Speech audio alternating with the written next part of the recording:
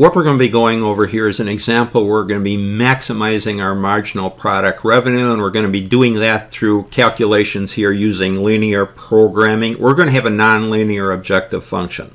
So what's going on here? The company is going to offer quantity discounts or reduced price here on the greater quantity we order or is purchased on the product, and they're hoping that that will boost or increase sales here. So when we're talking about it in terms of our marginal revenue, really have some mathematical terms or revenue modification that we have to do here.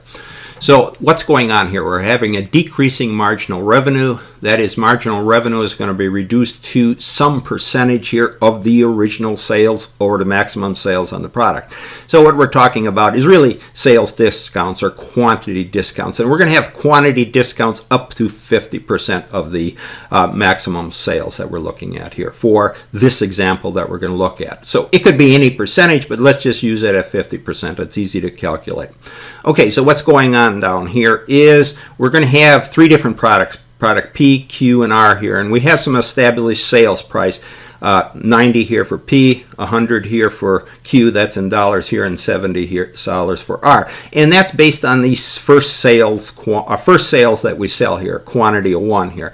But we're going to have a reduction up to 50% here based on our sales quantities that we're looking at. And then we also have our maximum sales quantities that we're looking at, 100 here for P, 40 here for Q, and 60 here for R. So what we're really looking at, the first thing we have to do is we have to make that calculation. So we start out with our sales price here for the first product, take 50% of that since that's our quantity discount here, and divide that by the maximum sales quantity that we're looking at here. So you're going to come up with, for this first product P here, it's going to be 50% of 90 is 45 here, and divide it by maximum sales quantity of 100 here. And what we're going to do is this marginal sales is based on this integral. This is actually a mathematical function that we're looking at, and not to scare anybody, but it's pretty simple to do here. It's going to be that discount here of marginal sale here. We're going to get $45 for that last product sold, divided by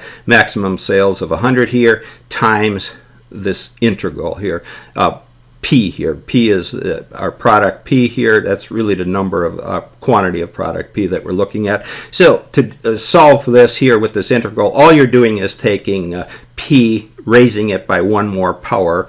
So it comes up with adding 1 to 1, you get 2 here, and then you divide it by that that amount that we raised P to here by 2. You do that for each of your products here, times that sales discount that we're looking at, and that's going to give you, you do your 2 times 100 here, and divide that into 45, you're going to come up with 2.25, and then P squared here. So P is really the number of product P here, or the sales price of P, or product P, the quantity of product P that we're selling here.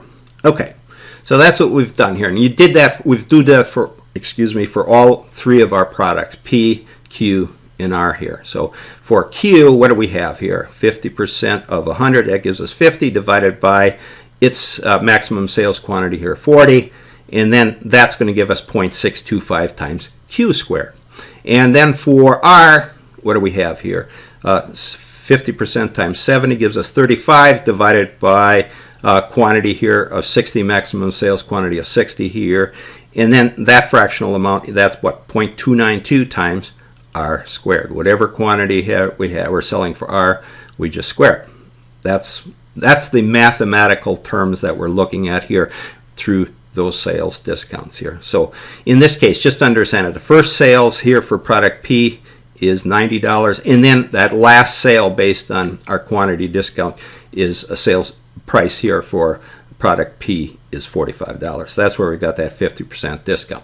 Okay, so that's what we've done here for our marginal portion of that our revenue that we're looking at. So now let's go and let's apply it here to our profit function here, and that's really the objective function here. The marginal product of our revenue is a function of our sales. So what we want to do is we want to maximize our profit here.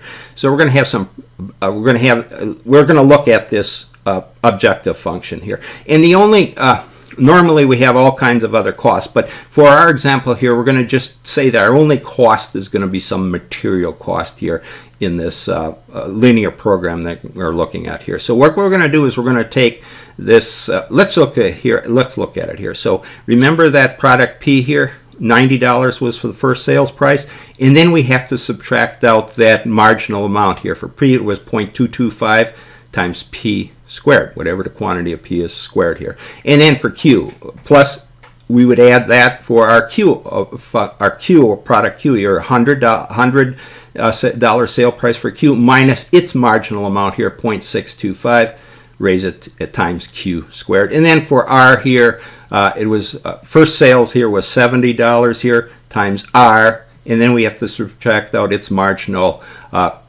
revenue here, 0.292 times R raised to the power 2 squared. So that's all our revenue that's coming in here. But then we have to subtract out. We're going to have really 4 different materials that we're looking at here. So really you got all those other costs involved, labor and overhead and so forth. But we're not going to consider those in our example. We're just going to go based on materials here. So let's go down and let's look at what we're doing here. So we had those. Remember, we went through our sales price here and maximum sales quantity. Well, we developed that here in our objective function. We went through that marginal calculation here. Okay, so I think we understand that. But now we're going to have some constraints here. Those 4 different materials that are going to be going into those 3 different products, P, Q, and R here. So we're going to have materials 1, 2, 3, and 4. And what we have is showing here some parts per unit for each of those products that we're going in. For material 1 here, P uses a quantity run, Q and R don't use any here. For material 2, P uses 1 material 2 here, Q uses 1, R none, and so 3 and 4 same here. P 0, Q1, R1, and M4, R uses 1, or excuse me, P uses 1, Q and R don't use any. But we have a cost here, a unit cost for each of those materials based on its usage here, its parts usage. And this is where it comes into our objective function here. For M, it's 20. And if we go up here, look at it. So we're going to have to subtract. This material cost is really a subtraction from the revenue that we're the revenue that we're generating up here. So we have a unit cost of 20 here for M1, 20 for M2, and 20 for M3, and M4, $5 here. So just stick those right into your function. $20 here times whatever quantity we have in for M1, we'd subtract that, and then $20 for whatever quantity that we're going to calculate for M2, and same $20 for M3, and then $5 for M4 here. So that becomes our objective function. Our revenues up here, that marginal revenue we're looking at, and we're just subtracting out our material cost here. Okay, so that's developed our objective function here to maximize our profit that we're looking at. Okay, and then let's just go down here. When we do our linear program, just take your constraints, and this is kind of important here when you're talking about materials here, because you're going to have to use exact quantities of materials that are specified here in each of the products. You can't put in less of a material, and you can't put in any more of that material. So, okay, so just the constraints that we're looking at here, P minus M1 here. That's how you're going to set it up. It has to be greater than, actually we want to set it up equal to 0 here, but you may see that in linear programming that you got a greater than or equal to. That comes important here when you're looking about slack variables and surplus variables and that, but we're just going to set everything equal to 0 here in our program. So just take whatever you have here in your parts unit off your bill of materials here, or your material requirements. You just transfer them down to these constraints that you're in. Constraint you have. So for M2 you'd have 1 of P, 1 of Q here, and then you have to subtract M2, whatever quantity M2 you have, and that has to be equal to 0. And then Q and R, same thing here, 1 of Q, 1 of R here, and then you add those in and you subtract M3, whatever M3, come up with 0, and P the same. If you've gone up to P, you would see you've got 1 of P here, subtract for M4 or material 4 here, and that has to be set equal to 0. Not to go through all the details here. Okay, so that's really setting up our constraints here on our linear programming, and we also set up our objective function here. And then one last thing just to look at over here. So this is really what we're talking about. Just rather than just looking at numbers, we like to look at diagrams here, and just an XY plot here where we're going to have a decreasing marginal revenue, and really we're looking for the optimal product mix to maximize the profit on those three different products that we're looking at. So you got this nonlinear function shown here. I got it shown here. Green for P, you can just see the lines here. R for Q shown here. And you see that you have a decreasing. Normally with a linear relationship, you're going to have a straight upward sloping line. So like for P, we had a $90 sales. In this case, with that marginal revenue, with the increased quantity discounts, we're going to get less and less revenue here. But P still is our best seller here. And then for R, I'm showing that over here. And then Q really dips off here, that marginal revenue, because we have a bigger sales discount here and Q here. Whatever the function is, we're looking at it here. So you just get the idea what's going on here with this. It's really nonlinear here, that objective function that we're looking at. Our other constraints are going to be linear, but the objective function or the function of that revenue that we're trying to generate and maximize is nonlinear here. Just understand that. And if we step down here, if we really increase the quantity, we were looking at a quantity of just 100 up here maximum. Actually, we have set some maximum sales quantity limits here, which exceed 100 here for both Q and R here, but are set at 100 for P. But I'm just showing you what that nonlinear relationship is. And then let's say if we actually had larger and larger quantity discounts here, you can see they just drop way off here. Q drops way down here. We're not making any profit at all here on that last sale, so it's a very little profit here. And R drops off here, and P sort of drops off as well. But you got to look at that, expanding that profit function here by increasing the quantities, get some ideas what's going on here. And then finally, if we just go down over here, just get an idea here, looking at in 3D here, you're going to have a nonlinear relationship as well here for P, Q, P, R, and Q here, just to get an idea. So it's good to just lay this out and look at it in terms of a graphical approach here. We're going to use you have to use a computer or some software to figure out your maximized profit here and everything, but it's nice just to look at it in terms of in 2D and 3D here approach. Okay, so now we'll continue on with the rest of our constraints. In addition to our material constraints, we also have some production capacity constraints, and that's due to some machining capacity. Now, each of our products, P, Q, and R here, they go through 4 different machines, A, B, C, and D here. So what we have here for our use of capacity, we've got a certain number of minutes here that each of those products use for those machining operations that they go through here. And then we have also the available capacity for each of those machines here. So for A, B, C, and D, we have available capacity in terms of minutes here of 2,400 minutes.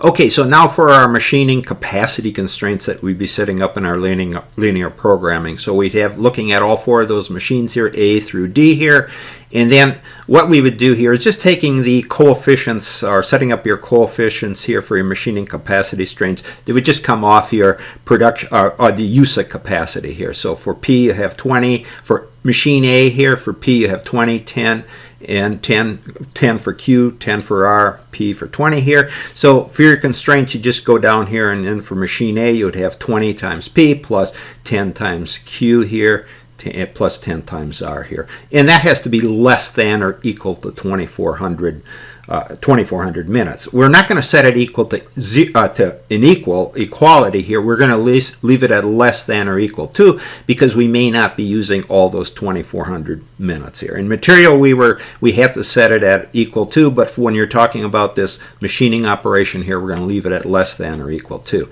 So you just continue around here for B, C, and D here. Just take your use of capacity, those minutes here, and just transfer them down those minutes and use them as coefficients for each of those different products, P, Q, and R here. So just make that transfer here.